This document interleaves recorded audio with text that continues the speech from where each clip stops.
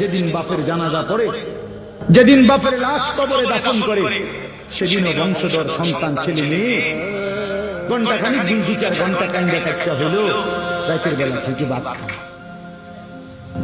হ্যাঁ, পাশের ঘর থেকে খানা আনে, আবার ওরা ঠিকই খায়।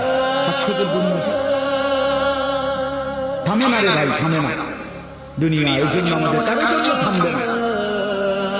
তুমি আমি মরে গেলে শেষ। আবারও বলছি কথা, আমি মরে গেলে এরপরে পৃথিবী যত আধুনিক হোক না কেন, আমার কি কথা বুঝছি না।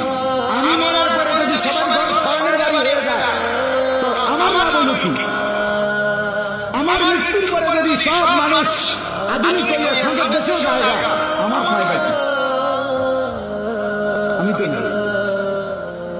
আমি তো মরে গেলাম।